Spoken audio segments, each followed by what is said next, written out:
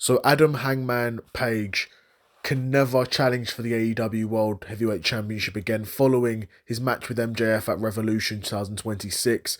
MJF defended his AEW World Championship successfully in a Texas death match where the two of them went to absolute war. It was an amazing match. Both guys did absolutely insane stuff. Steel chairs, barbed wire, broken glass, syringes, pyro, blood, glass tubes, everything that I love to see in a Texas death match we saw, and ultimately resulted in MJF leaving the winner. And of course, if you were following AEW going into this match, the storyline was if Hangman loses, he can never challenge for the World Championship again. And so I think a lot of people were expecting him to win this match because you're like, well, Hangman's a huge name in AEW. Surely you're not going to put yourself in a situation where he can never become your world champion again. But in my opinion, I like this sort of thing because it now forces AEW and forces Tony Khan, forces the creative team to think outside the box for Hangman. Hangman can't challenge for the world championship anymore, so you still want him to be a prominent member of the show. So he's gonna have to go for other belts. He's gonna have to have storylines with new guys.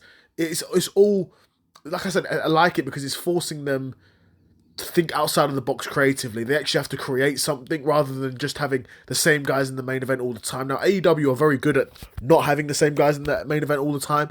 WWE typically do have the same guys in the main event. CM Punk, Roman, Cody, Drew, etc., etc. You've got the same sort of couple of names that are in and around the top of the card all the time. Whereas, MJF was not in the top of the card for a bit. Was gone for a bit. Hangman wasn't at the top of the card, main event pay-per-views necessarily all the time. You had his feud with Swerve, etc. But in my opinion, it was a very good match. Some people won't be everyone's cup of tea. For some people, it'll be too gory, and I understand that. Excuse me, I understand that because, in my point of view, it's not too gory, but there is a limit, right? You watch those old school CCW death matches, like that is beyond the pale, where you've got like guys falling from the rafters, going through like 6 tables, going through like on fire tables with glass tubes from like the ceiling. Like I get that, that's a bit too much. But a guy getting smashed over the head with a glass tube, I like. Dragged through broken glass, I like. Again, it's done well in AEW. AEW are far from a deathmatch promotion, right? Because you're okay, you can have this in moments. I like it in moments. I don't want to see every match like this.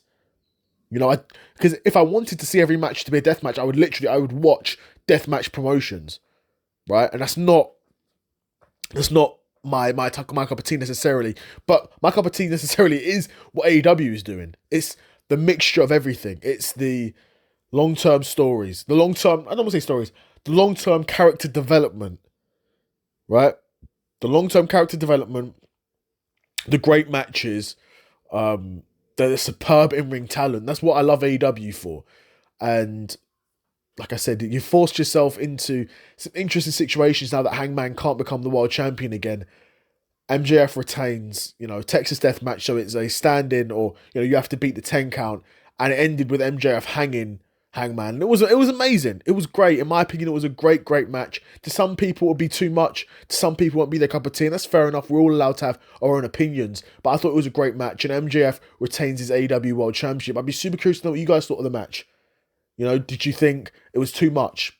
The syringe stuff is crazy, but like, it makes you wince. In my opinion, there's nothing in WWE. I can't remember the last time that something made me wince in WWE was in Hell in a Cell with CM Punk and Drew, where Punk moves out the way and Drew does the kick to the stairs.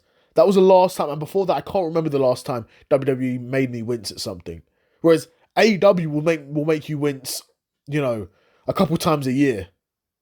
Make you wince a couple times a year, and I'm here for it.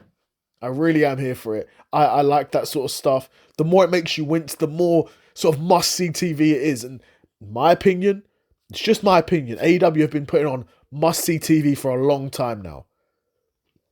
But to each their own. Some people hate AEW. Some people think AEW have no stories. Some people think AEW have no characters. Something I was thinking about in modern day wrestling is that there really aren't any characters in general. You know, what is a character in wrestling nowadays? It's more, you've just got these individual personalities that go on journeys that have character development over long periods of time. In WWE, you don't really have it. You know, there's no difference between LA Knight from 2022 to 2026. There's no difference in Cody Rhodes since he came back to WWE to how he is now. There's no difference in Roman Reigns post the Bloodline until now.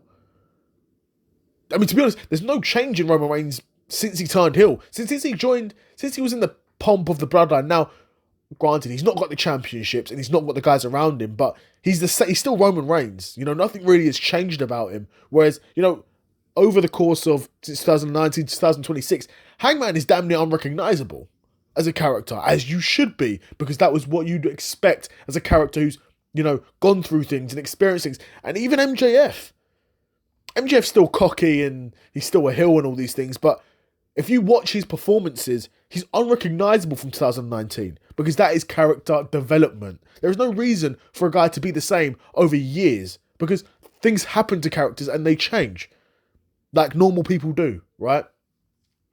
I'm getting off track, but it was a great match in the main event. Who knows what's going to be next for Hangman? I was expecting Swerve to cost Hangman the championship, do something crazy to him to put him out for the 10 count. That's not what happened. MJF won clean. You know, as clean as you're going to win in a Texas death match. But yeah, great match. And in my opinion, you know, one of the best matches we've seen so far in AEW in 2026. I'd be super curious to know what you guys think in the comments below. Was you shocked to see Hangman lose? And what do you think's next for both guys? Let me know in the comments below. Another episode of the Seth Solo Side Quest in the bag. And I'm out. Peace.